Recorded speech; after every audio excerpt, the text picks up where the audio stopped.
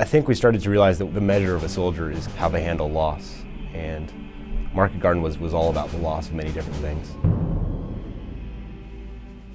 If you've ever seen the film Titanic, most people knew before going into the theater that the boat was going to sink. Yes, the boat sank, and we wanted to see it sink because we wanted to see the special effects, but the movie was not about the boat sinking. The movie was about this drama between these characters and how they dealt with this situation and each other. By focusing on the soldiers in our game instead of the war in general, we give our game a more of an emotional slant, making them real people. For me, what always makes people interesting is finding what's beneath the surface. Who they were, the pieces of who they are, kind of coming together into the soldier. And then from there, they actually become great characters, you know. You could have the most emotional scene in the world between two characters, but if the player himself is not involved in some way, then, I mean, you fail. Sergeant Baker has 3 teams at his disposal. He's got the assault team, which is led by Corporal Sam Corian. He's got his base of fire team, which is led by Tom Zanovich. And he's got his special team, which is MG or Bazooka, led by Private Gary Jasper. In the rules of the Brothers in Arms universe, we've drawn this line. And so everyone in the game, rank of lieutenant and higher, is an actual historical figure. And everyone ranked sergeant and lower is based on an actual guy and an actual unit, but we've changed the name and we've created our own personality and our own details there. You play as Sergeant Matt Baker, and you lead a reconnaissance platoon of the 101st Airborne, the Screaming Eagles. And your job is to keep your squad alive and accomplish the mission.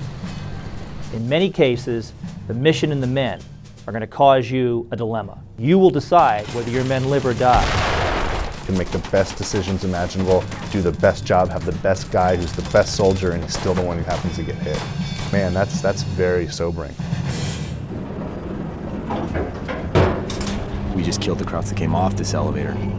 Which means they're probably waiting at the top. I know. Oh God, we're really stupid. I know! Who is Sergeant Baker? You know, when he went into Normandy, he was green. It was his first combat experience ever, and he had just been promoted to squad leader. In fact, that was his first line in the first game. I never asked to be squad leader, but I had no choice. He is the leader, even though he's got all this weight on his shoulders. You know, he doesn't want to obviously show that to anybody. You know, he's got people to keep alive. Guys who he's trusting with his life, he's not necessarily trusting with his emotions. And he's really never been prepared for that responsibility. Now that guilt is really taking a toll. Frankie!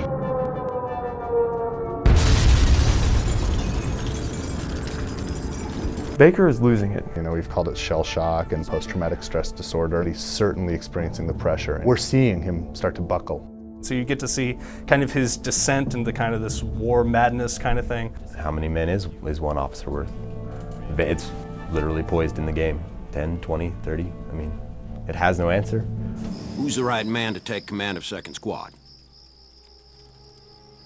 Corporal Sankorian has become Baker's right-hand man. He's watched both of his buddies, you know, become squad leaders, and they're, you know, above him, but they also really listen to him and they really, you know, respect him as an equal. You follow orders or you die. Tell me one order I haven't followed to the letter. It's not about that. We really try to tackle that emotional complexity.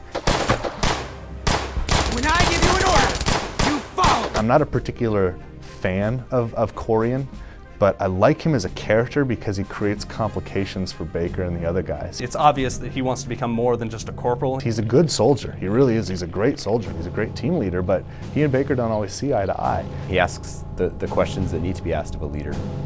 How do you measure your life versus mine? What the hell is going on in here?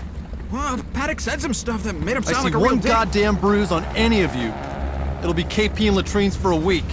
Hartsock has seen just as much shit as Baker has. We're the tip of the spear, Jazz. We need to look sharp when we go in. I have to say I like his character better than Baker. That is kind of the military mindset. It's like, yeah, shit happens. This shit is, you know, FUBAR, but you gotta go through it. Scheiße! Ein Zebra! I like Jasper and I like his bazooka named Stella. Jazz! Let's give him all we got! He decides to kind of treat this bazooka like his girlfriend.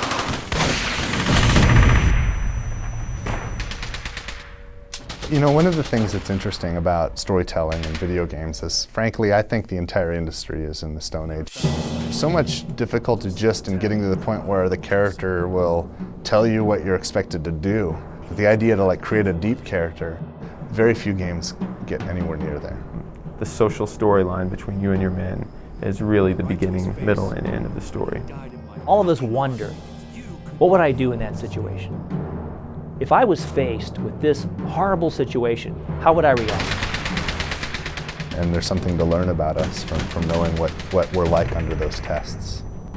The stakes are no higher than they are in war.